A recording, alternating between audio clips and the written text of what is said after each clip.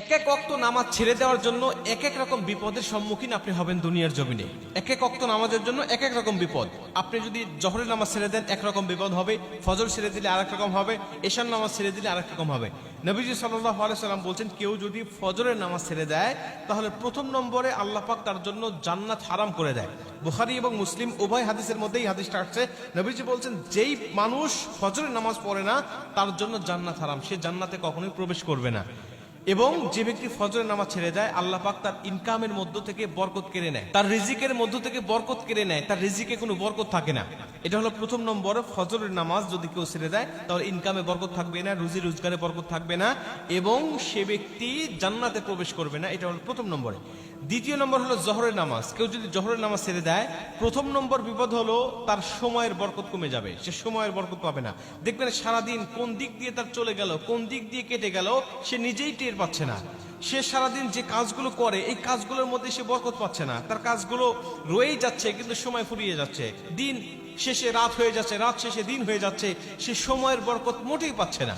এজন্য জহরের নামাজ ছেড়ে দিবেন না। এবং জহরের নামাজ ছেড়ে দিলে আরেকটা বিপদ, সেটা হলো হাসরের ময়দানে আপনার বিচারটা কঠিন হবে। রাসূল সাল্লাল্লাহু আলাইহি ওয়াসাল্লাম বলেন, যে ব্যক্তি জহরের নামাজ ছেড়ে দেয় আল্লাহ তার হিসাব নিকাশটা কঠিন করে দিবেন।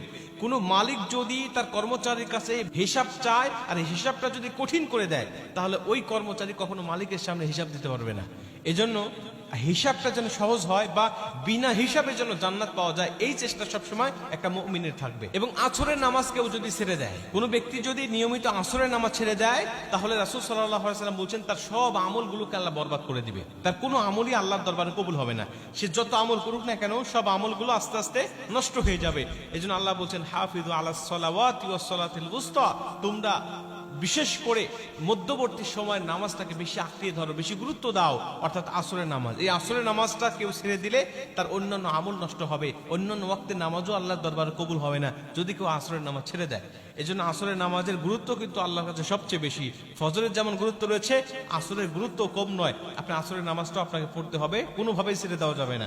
এক এক ওয়াক্ত নামাজ এক এক রকম শাস্তি ছেড়ে দিবেন, এক এক ওয়াক্ত নামাজ ছেড়ে দিবেন, এক এক রকম শাস্তি কিন্তু আপনার হবে। এবং মাগরিবের নামাজ যদি কেউ ছেড়ে দেয় সে ব্যক্তি শয়তানের অনুসরণ করে, সে আল্লাহকে অনুসরণ করে না বা তার হাবিবকে অনুসরণ করে না, সে শয়তানকে অনুসরণ করে। এজন্য মাগরিবের নামাজটা এটা সারা যাবে না, এটা পড়তে হবে। কিন্তু অধিকাংশ মানুষ মাগরিবের নামাজটা ছেড়ে দেয় না, তারা পড়ে। কারণ এই সময়টা দেখবেন অন্যান্য ওয়াক্তে মসজিদে মুসল্লিদের যেমন ভিড় হয়, মাগরিবের সময় কিন্তু খুব বেশি ভিড় হয়। কারণ এই সময় দিন শেষে রাত চলে আসে, মানুষের মধ্যে একটা আতঙ্ক কাজ করে এবং এই সময়টা কম থাকে বিধায় মানুষের মধ্যে অবহেলা কাজ কম করে, শয়তান খুব বেশি একটা ধোঁকা দিতে পারে না, তখন সে নামাজটা আদায় করে। এজন্য মাগরিবের নামাজটা আমরা ছেড়ে দেব না। মাগরিবের নামাজ ছেড়ে দিলে শয়তান তাকে গ্রাস করে ফেলবে এবং ওই ব্যক্তি আস্তে আস্তে ইবাদতের স্বাদটা, ইবাদতের মজাটা হারিয়ে ফেলবে। এবং এশার নামাজ কেউ যদি ছেড়ে দেয়, রাসূল সাল্লাল্লাহু আলাইহি ওয়াসাল্লাম বলছেন যে আস্তে আস্তে তাকে বড় পাপ তার সংগঠিত হওয়া তার জন্য ইজি হয়ে যায়। মানে দেখবেন মানুষ পাপ করার আগে অনেকটা অনুশোচনায় ভোগে বা অনেকটা ভয় ভীতি কাজ করে ভিতরে, যার কারণে মানুষ অপরাধ থেকে বিরত থাকে। কিন্তু কেউ যদি এশারের নামাজ নিয়মিত ছেড়ে দেয়, এশারের নামাজ নিয়মিত বাদ দিয়ে দেয়, তাহলে এই অনুশোচনা বোধ তার ভিতর থেকে দূর হয়ে যায়। তার পাপ কাজ করতে আর কোনো কষ্ট হয় না, পাপ কাজটা ইজি ভাবে সে করতে পারে এবং পাপ করার পরেও একই পাপ বারবার করতে পারে বা সে অনুতপ্ত সাগরে তাকে ভাসিয়ে দেয় না, অনুশোচনা তার ভিতরে জাগ্রত হয় না। এজন্য 5 ওয়াক্ত নামাজ, এক এক রকম নামাজের এক এক রকম যেমন ফজিলত আছে, এক এক রকম উপকার আছে, ঠিক এক এক ওয়াক্ত নামাজ কাজা করলে এক এক রকম ক্ষতিও আপনার আছে।